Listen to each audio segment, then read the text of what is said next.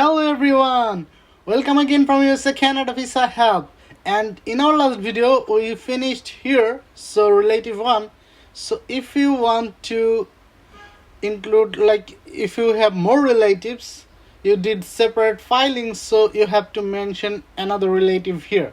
So what does that mean? So your beneficiary information, like who is the main beneficiary you're mentioning here, plus any other relative here, and then if still another relative you have done separate filing for, then here that person's information.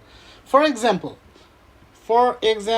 you have done the petition through this here. Your beneficiary is, for example, your spouse. Okay, so your spouse is here, and now if you have also done the petition for your mother in another I-130, so put her information here. And also if you have made a petition in another I-130 for one of your children or only child, then his or her information, your son or daughter's information here. You understand?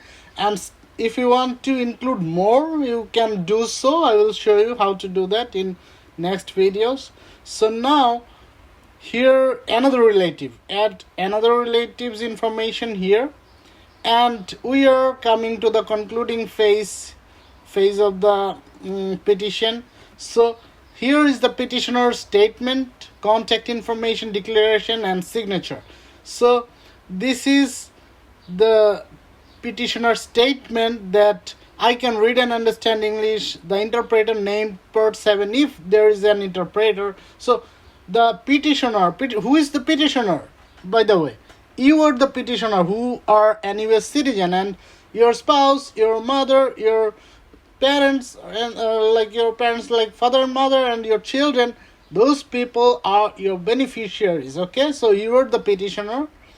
Who will be the benefit? Who will get the benefit, like your spouse, mother, father, children? Those people, they will get the benefit of you being the US citizen. So that is what you have to understand. So here your statement, so you have to cross mark everything. So here you have to do the cross here, you have to do the cross here. Okay, so you have to do these things. Like if you must cross here, like you understand English, right? So you must cross here. If you cannot, then leave it blank, but I would suggest you to cross it here, because there are people who use interpreters, but they use interpreter for their convenience, but ultimately when they file, they check this and they do not put the interpreter's information or signature anywhere. Like it is not a big deal, so they do not use this here.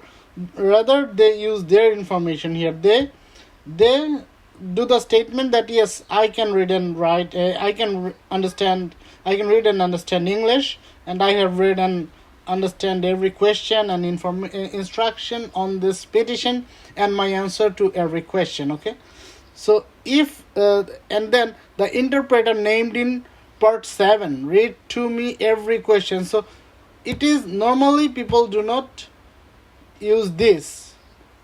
Okay, people selects 1A, so you can also go with 1A. Okay, and 1A, and then 2, at my request the preparer named in 8.7, at my request the preparer named in part 8. Okay, so again this is not mandatory. So if you select 1A, that you take the responsibility, you understand English, nobody else prepared, nobody else interpreted, that is what you can do, because almost everybody reads and understands English, whoever is doing the petition. So it is always almost 1A.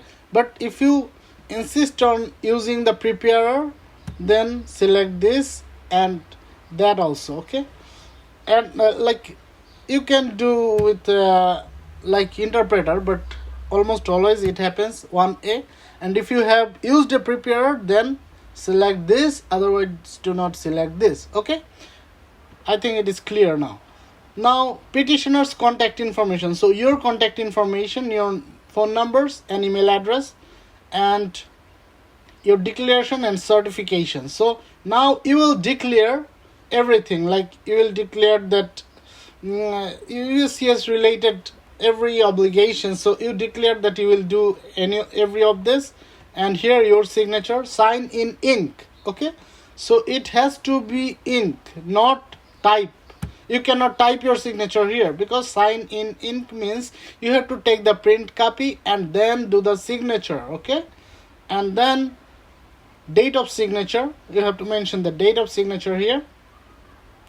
And now interpreter. So many people, they do not use this in this part, so part 7 is almost always unused, so you can also go with that. You can take the full responsibility, and if you do a little reading and understanding, so you take the responsibility by 1A. So in that case, if you select 1A, part 7 is not needed. Okay, part 7 is not needed. So interpreter, mailing address, interpreter, these are not required. Interpreter signature, these are not required. Okay, because you selected 1A.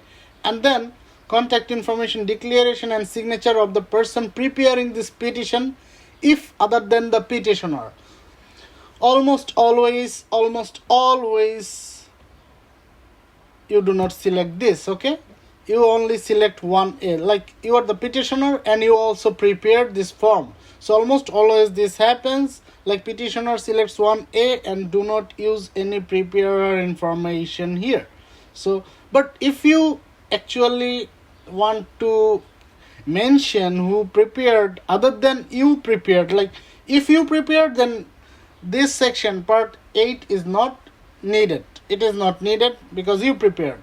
You are the prepared and you are the petitioner yourself. So if other than the petitioner, so you are not preparing, so you can use, but it is not like it doesn't happen quite often. People select 1A and that's it. So if you select 1A, you do not need to go with preparer. Okay, so you do not select 8 any information of preparer. So let go preparer part, and then contact information, declaration and signature of the person preparing this form, if other than the petitioner. So you also let go this part as well. So preparer certification, you do not need to do anything here. And ultimately you are in the last phase of the last page of the petition. So I-130 form, congratulations for being in the last page. So here you need to understand it clearly. Additional information means you want to add some more information so that you can make your petition a bit stronger, that you feel necessary to include here within the petition. So if you think like that, and then if you have some more information to share, you study this part to understand what it says. If you need extra space to provide any additional information within this petition, within this I-130, use the space below. If you need more space than what is provided, you may make copies of this page to complete and file with this petition. That means if you need more space than what is provided, you may make copies of this page. That means the page number 12, this last page. You can make copies of this page. That is one way. This page to complete and file with this petition, or attach a separate sheet of paper. I believe that will be better if you attach a separate white sheet of paper and type or print your name and a number, means alien number if any, at the top of each sheet, and then indicate the page number, part number and the item number to which your answer refers, and sign and date each sheet. Okay, so you understand. So what you need to do is you take one more white sheet of paper, or two more, or how many white sheets of paper you need, and in each of those papers type or print your name and your A number or alien number at the top of each sheet. So if you use one more sheet, so write your name or type your name and then your alien number. Mention your alien number if you have one. Okay, on the top of the sheet, and then for providing the information, indicate the page number, like page number colon, part number colon, and mention the page number, part number, and item number, just like page number. Okay, like 5, part number like 4, and item number like 3. So mention them in that way, and then like to which your answer refers, and then sign and date each sheet. That's it. That is not a big deal. That is not a rocket science. It is at best a board science. So I can tell you, I can assure you that this is as easy as water. And now I will tell you how you find your alien number. Okay,